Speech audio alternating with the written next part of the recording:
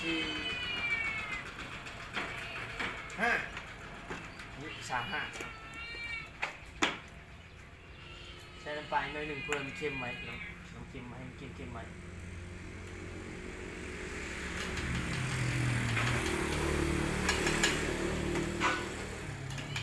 พี่น้อง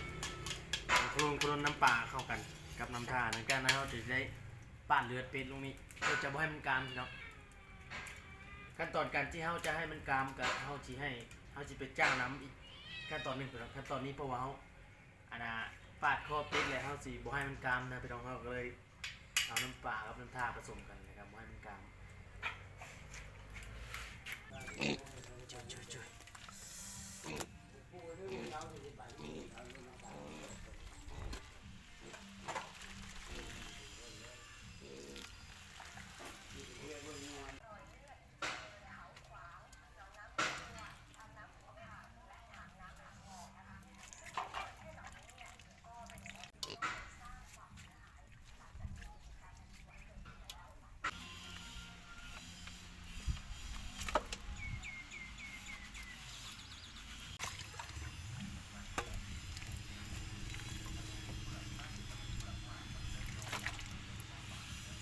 คนบวมบัวลายเลยคนบัวลายโอ้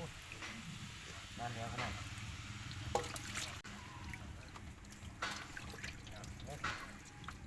ตุ้ยข้างลีพี่น้องเซน30 ปันเซน30 ปันกีบเนาะนี่ตุ้ยเลยนะประมาณโลปลายไปครัวกันพี่น้อง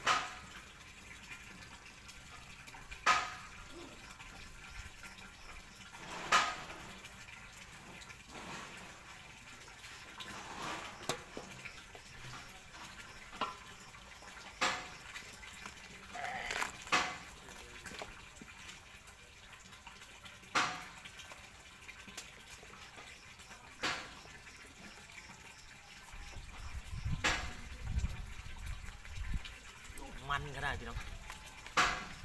มันขนาด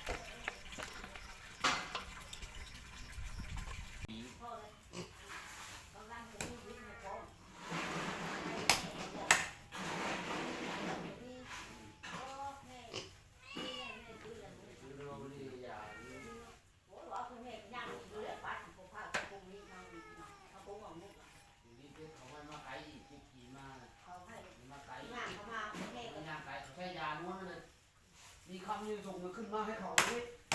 เจ้าหนึ่งว่าขึ้นรีโมทเขาเลยขึ้นเขาบอกอีแก่ขึ้นแบบคำให้ขึ้นไปเอาแล้วเลยคือคนมาขึ้นอยู่เวียดนามมีเลยนะมายื่นให้เขาเลยเจ้ามีอย่างนี้ส่งมันจะมาเอาทีนี้ด่าเขามีเขาแลกเช็ดเอาเป๊ปซี่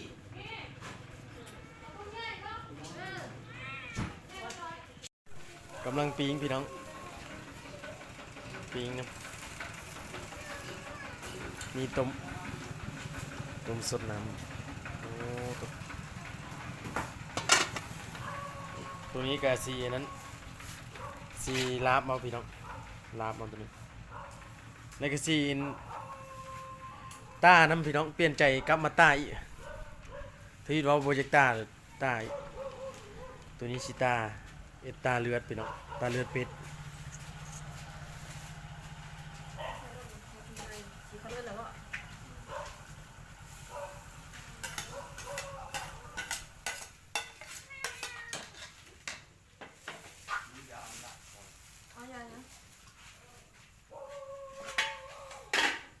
ปลาให้ส่งแม่ครัวจัดการเฮาครัวเรียบร้อยแล้วเด้พี่น้องปรุงแต่งมอมให้แม่ครัวส่งแม่ครัวเพิ่น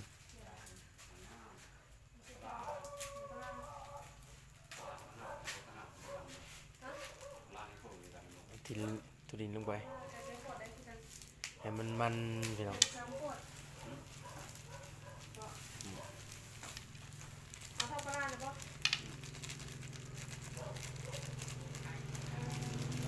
มันแล้วใบผักหอมลงไปใบผักหอมลงเลย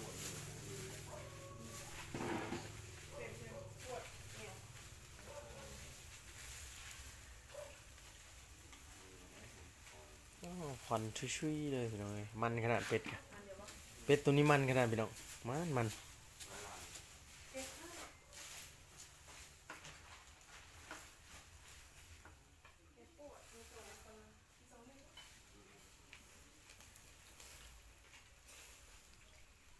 ซอยใบผักใส่กัน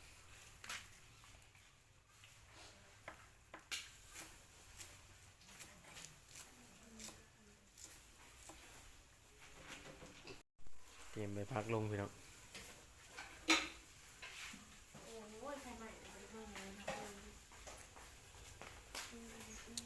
เลือดค่อยลงน้ำหลังพี่น้องเลยเอาใบผักไปอย่างลงเรียบร้อยข้าวคั่วเลยเอาข้าวคั่วมาใส่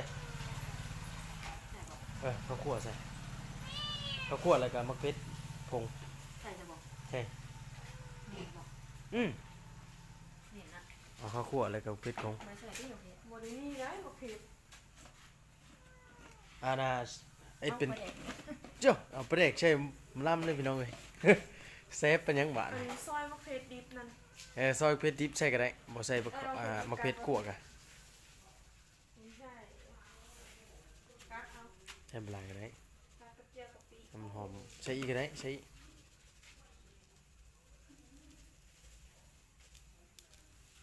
บริเวณตาเป็ดแต่หึงเลยพี่น้องเลยบาวันไซกัน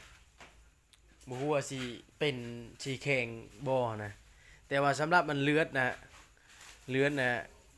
บ่แข็งเลยพี่น้องถือว่าเฮ็ดถึกสุดแล้วแต่3/5เป็ดจำนี้นะพี่น้องเป็ดจำนี้3/5พอดีเลือดก็บ่กามแต่ว่ารอลุ้นนํกันว่าขั้นตอนปรุงพี่น้องขั้นตอนปรุงว่าให้มันกามมันนะพี่น้องมันสิเฮ็ดได้บ่พี่น้องบ่ได้ตาเป็ดแต่โดนเลยพี่น้องมื้อนี้แหละคืออยากตาเป็ดแล้วก็เลยลองตากินลงเบิ่งพี่น้อง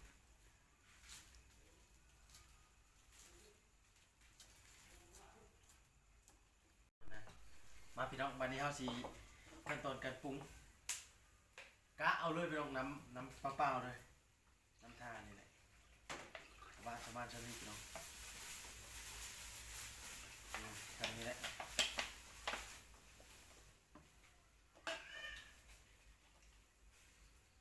น้ำลายพุ่นเนาะทำในบ่วงเนาะมาเอาลงน้ำลายพุ่นน้ำเอาอีกพุ่นน้ำลาย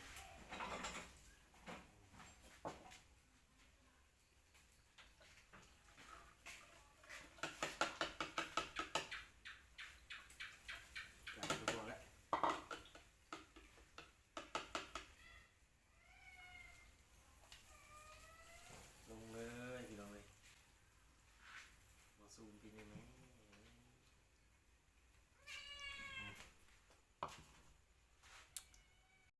นี่พี่น้องเรียบร้อยลาบกับตายังแต่ปิ้งพี่น้องปิ้งกับต้มยังรอแต่ปิ้งกับต้มพี่น้อง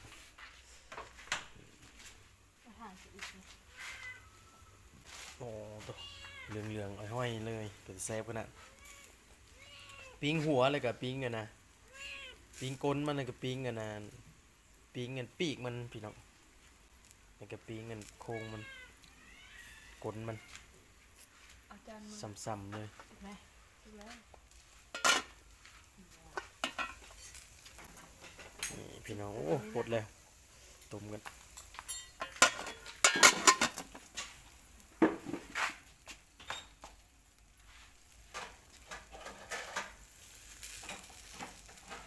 เดี๋ยวก็ปลูกลงไป ปิ้งให้มันชุกอยู่ดีเลย มีจ้าไปเอาไปเฮียคนนะไปทางหมาทางเมียวมาเบิ่งเลือดว่ามันกามหรือยัง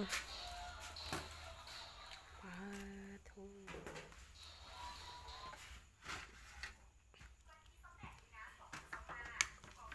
เดี๋ยวจะให้ดู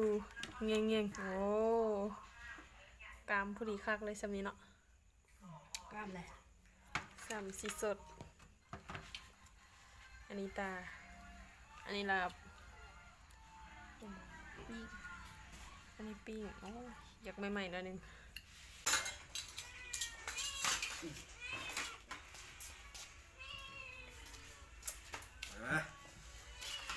เขาเลยด้วยคนเลย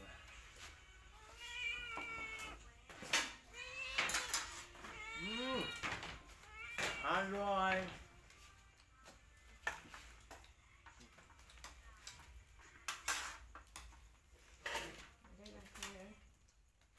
มาใครมาเหรอ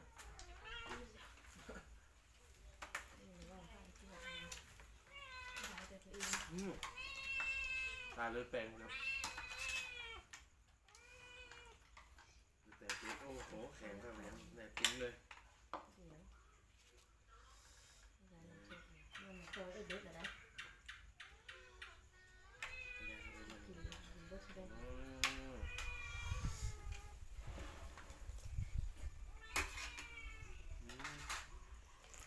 ผมอ่ะผมบอก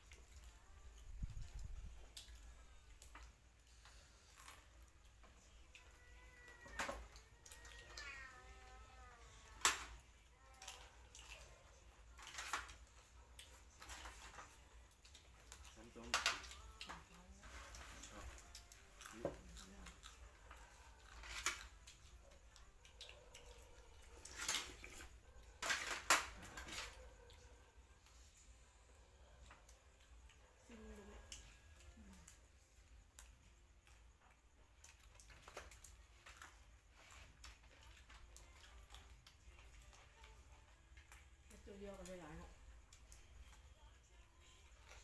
ตุ้ยเลยตุ้ย มึงก็เอามาเนี่ยคือเป็นได้โหตัว50,000เลยนะบอก จ้อย เพราะฉะนั้นตัวนี้แบบ